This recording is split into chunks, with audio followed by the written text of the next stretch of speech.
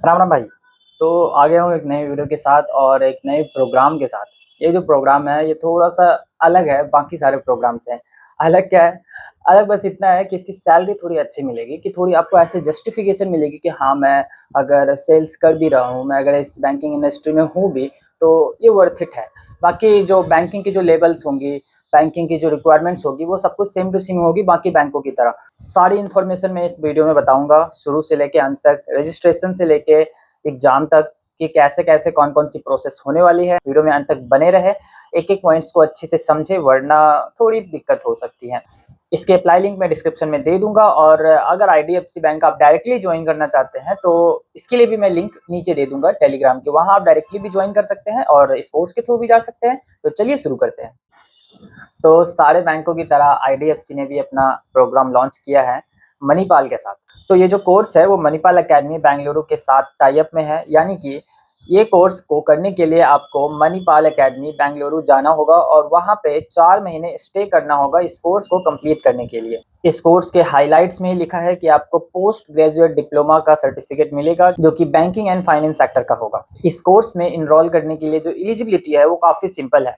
आप एक full time graduate है और 28 ईयर्स से अगर आपकी कम एज है तो आप इस प्रोग्राम के लिए एलिजिबल है। प्रोग्राम की फी 2,37,288 रुपये बताई जा रही है, प्लस जीएसटी।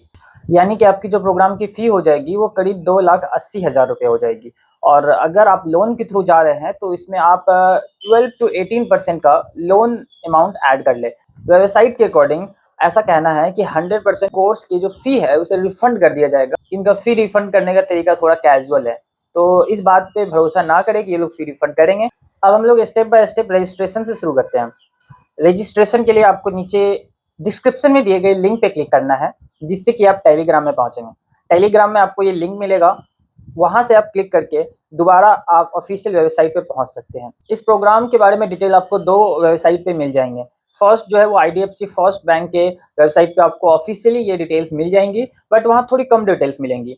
वहाँ पूरी डिटेल में सारी चीज़ें नहीं बताई गई है। तो इसके लिए वहाँ पे आपको अप्लाई नाउ पे क्लिक करना होगा, जिससे कि वो रिडायरेक्ट कर देंगे आपको मणिपाल एकेडमी के वेबसाइट पे। अप्लाई नाउ का वहाँ पे ऑप्शन होगा, जिसमें कुछ बेसिक डिटेल्स आपको फिल करनी है, जैसे कि अपनी मोबाइल नंबर, अपनी ईमेल आईडी और अपना नाम। ये सारी डिटेल्स फिल करने के बाद आप आगे बढ़ेंगे आपको वहाँ पे ओटीपी से अपना मोबाइल नंबर वैलिडेट करना है। वैलिडेट करने के बाद आपको अपनी एजुकेशनल डिटेल्स फिल करनी है, वो आगे अपना डॉक्यूमेंट अपलोड करना है। सारे डॉक्यूमेंट अपलोड करने के बाद नेक्स्ट स्टेप में आपको फी पेमेंट करना है। जी हाँ, इस प्रोग्राम में इनरोल करने के लिए 100 रुपीज़ की फ़ी रखी गई है। तो ये 100 रुपीज़ की फ़ी आप जैसे ही पे करेंगे, आपका रजिस्ट्रेशन कंप्लीट हो जाएगा। इसकी कंफर्मेशन आपको आपके ईमेल पे आ जाएगी। ये सब होने के कुछ समय बाद आपके काउंसलर आपसे कांटेक्ट करेंगे एंड आगे आपको गाइड करने का कोशिश करेंगे। कुछ दिनों में आपकी एग्जामिनेशन की लिंक आपके ईमेल के थ्रू आएगी। आप जैसे ही एग्जामिनेशन पास कर जाते हैं, आपको इंटरव्यू की लिंक दी जाएगी। इंटरव्यू आप क्लियर करते हैं, इसके बाद आपको प्रोविजनल ऑफर लेटर दिया जाएगा, जिसमें प्रोग्राम के बारे में सारी इन्फॉर्मेशन लिखी होगी और आपको कैसे रिपोर्ट करना है, कैसे पेमेंट करना है, ये सारी इन्फॉर्मेशन वहाँ पे लिखी होगी। ये सारी चीज़ें कंप्लीट होने के बाद आप 4 महीने के लिए मणिपाल एकेडमी बेंगलुरु में स्टे करेंगे। वहाँ का जो हॉस्टल है, वहाँ का जो खाना है, वहाँ की जो पढ़ाई है, ये सारी चीज़ें का जो खर्च है वो इस फी में इंक्लूडेड है। 4 महीने जैसे ही आप वहाँ पे अपना कोर्स कंप्लीट कर लेते हैं, आपको इंटर्नशिप के लिए आईडीएफसी फर्स्ट बैंक के किसी ब्रांच या ऑफिस में भेजा जाएगा। ये जो इंटर्नशिप होने वाली है ये 3 महीने की होने वाली है। 3 महीने की इंटर्नशिप आप जैसे ही कंप्लीट कर लेते हैं, आपको नेक्स्ट 5 मंथ्स की ओजीटी करनी है। ओजीटी यानी ऑन जॉब ट्रेनिंग, और इसके दौरान आपको स्टाइपेंड भी मिलेगा। फर्स्ट जब आप कॉलेज में होंगे तब आपको 6,000 रुपए की स्टाइपेंड मिलेगी। सेकंड जब आप इंटर्नशिप में होंगे आपको 30,000 की स्टाइपेंड मिलेगी, और जब आप ओजीटी यानी ऑन जॉब ट्रेनिंग में होंगे आपको 35,000 रुपए की स्टाइपेंड मिलेगी। और ये बाकी सारे प्रोग्राम के अकॉर्डिंग काफ़ी हायर है। ये सारा 1 साल का करिकुलम कंप्लीट करने के बाद आप फाइनली आईडीएफसी बैंक में as a relationship manager join करेंगे। हम लोग आगे समझेंगे कि रिलेशनशिप मैनेजर का क्या काम होता है। तो आपकी जो सैलरी है वो है 6 LPA, मतलब 6 लाख पर एनम। और एज पर वेबसाइट यहाँ पे ऐसा बताया गया है कि ये फिक्स्ड पे है। तो फिक्स्ड पे का क्या मतलब होता है? फिक्स्ड पे का मतलब होता है कि आपको 6 LPA की सैलरी मिलेगी, बट इसमें जो नॉन कैश बेनिफिट्स है और साथ में जो इंसेंटिव है वो इसमें ऐड नहीं किया गया है। नॉन कैश बेनिफिट्स क्या होते हैं? नॉन कैश बेनिफिट्स ऐसे बेनिफिट्स होते हैं जो बैंकों द्वारा या कंपनियों द्वारा अपने एम्प्लॉय को दिए जाते हैं। जैसे कि अगर आप लोन लेना चाहते हैं तो वो बेनिफिट्स इधर इंक्लूडेड होंगे। आपको हाउसिंग लोन, पर्सनल लोन, जो भी लोन्स लेने हैं, आपके जो इंश्योरेंस होते हैं, ये सारे कवरेज इसमें इंक्लूडेड होते हैं। बट इन्होंने क्लियरली बताया है कि नॉन कैश बेनिफिट्स यहाँ इंक्लूडेड नहीं है। इसका मतलब ये है, चांसेस है कि आपको सैलरी मैक्सिमम मिले। कुछ और चीजें की कटिंग हो सकती है, बट बहुत ही ज्यादा डिफरेंस नहीं रहेगा आपके सीटीसी और आपके इन हैंड सैलरी में। एट लास्ट हम लोग समझते हैं कि रिलेशनशिप मैनेजर का क्या काम होता है।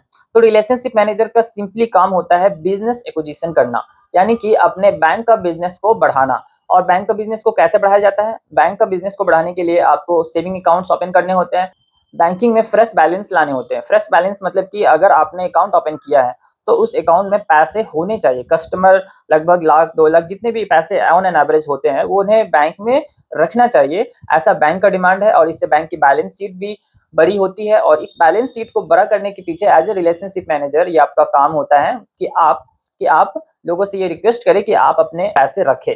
इसके अलावा जो बैंकिंग प्रोडक्ट्स है जैसे FD, RD, insurance, retail assets, ये सारे प्रोडक्ट्स को आपको सेल करने होते हैं।